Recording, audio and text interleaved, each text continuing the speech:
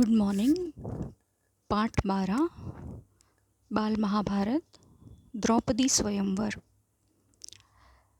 जिस समय पांडव एक चक्रा नगरी में ब्राह्मणों के वेश में जीवन बिता रहे थे, उन्हीं दिनों पांचाल नरेश की कन्या द्रौपदी के स्वयंवर की तैयारियां होने लगी। एक चक्रा नगरी के ब्राह्मणों के झुंड पांचाल देश के लिए रवाना हुए। पांडव भी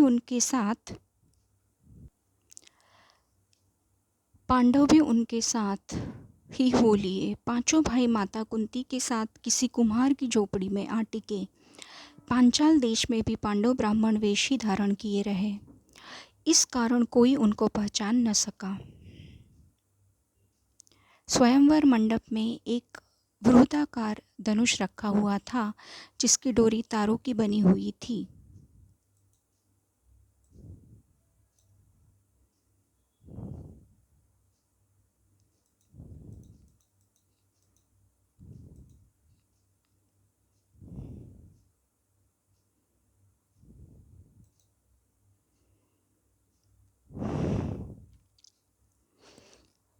ऊपर काफी ऊंचाई पर एक सोने की मछली टंगी हुई थी। उसके नीचे एक चमकदार यंत्र बड़े वेग से घूम रहा था।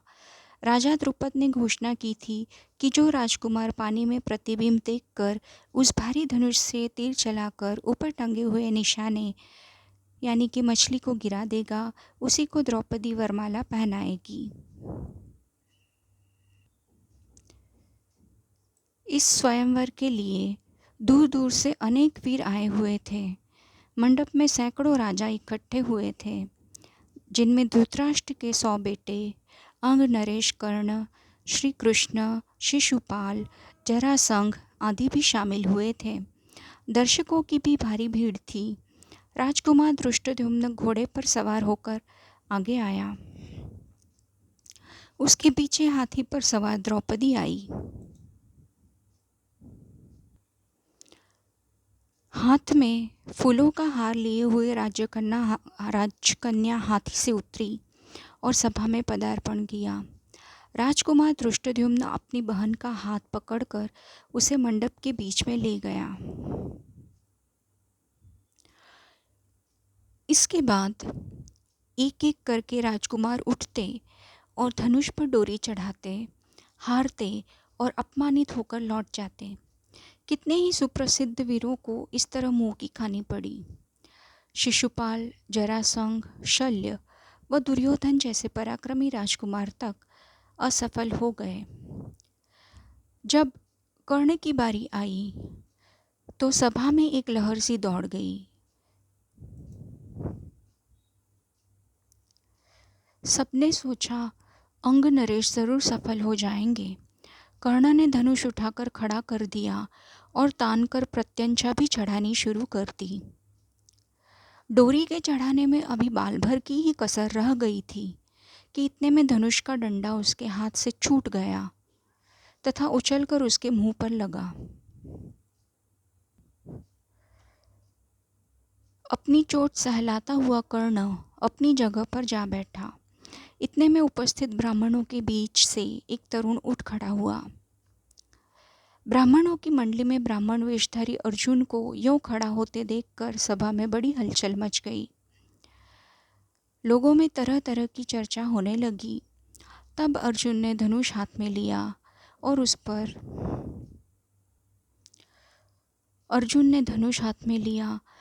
पर डोरी चढ़ा दी। उसने धनुष पर तीर चढ़ाया और आश्चर्यचकित लोगों को मुस्कुराते हुए देखा। लोग उसे देख रहे थे। उसने और देरी न करके तुरंत एक के बाद एक 5 बाण उस घूमते हुए चक्र में मारे और हजारों लोगों के देखते देखते निशाना टूटकर नीचे गिर पड़ा। सभा में कोलाहल मच गया, बाजे बज उठे। उस समय राजकुमारी द्रौपदी की भी शोभा कुछ अनूठी हो गई। वह आगे बढ़ी और सकुचाते हुए लेकिन प्रसन्नतापूर्वक ब्राह्मण वेश में खड़े अर्जुन को वरमाला पहना दी। माता को यह समाचार सुनाने के लिए युधिष्ठिर, नकुल और सहदेव तीनों भाई मंडप से उठकर चले गए। परंतु भीम नहीं गया। उसे भय था कि निराश राजकुमार कहीं अर्जुन को कुछ कर न बैठे। भीमसेन का अनुमान ठीक ही निकला। राजकुमारों में बड़ी हलचल मच गई। उन्होंने शोर मचाया। राजकुमारों का जोश बढ़ता गया। ऐसा प्रतीत हुआ कि भारी विप्लव मच जाएगा। यह हाल देखकर श्री कृष्ण, बलराम और कुछ राजा विप्लव मचाने वाले राजकुमारों को समझाने लगे। वे समझाते रहे और इस बीच भीम और अर्जुन द्रौपदी को साथ लेकर कुम्हार की कुटिया की ओर चल दिए। जब भीम और अर्जुन द्रौपदी को साथ लेकर सभा से जाने लगे तो द्रुपद का पुत्र धृष्टद्युम्न चुपके से उनके पीछे हो लिया। कुम्हार की कुटिया में उसने जो देखा उससे उसके आश्चर्य की सीमा न रही। वह तुरंत लौट आया और अपने पिता से बोला, पिताजी, मुझे तो ऐसा लगता है कि ये लोग कहीं पांडव न हो। बहन द्रौपदी उस युवक की मृगछाला पकड़े जब जाने लगी तो मैं भी उनके पीछे हो लिया। वे एक कुम्हार की झोपड़ी में जा पहुँचे। वहाँ अग्निशिखा की भांति एक तेजस्वी देवी बैठी हुई थी। वहाँ जो बातें हुई उनसे मुझे विश्वास हो गया कि वह कुंती देवी ही होनी चाहिए। तब राजा द्रुपद के बुलावा भेजने पर पांचों भाई माता कुंती और द्रौपदी को साथ लेकर राजभवन पहुँचे।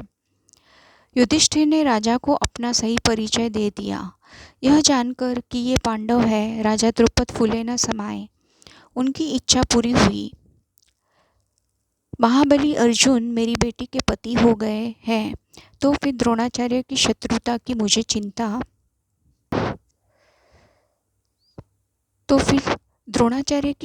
की मुझे चिंता नहीं रही। यह विचार कर उन्होंने संतोष की सांस ली। माँ की आज्ञा और सबकी सम्मति से द्रौपदी के साथ पांचों पांडवों का विवाह हो गया।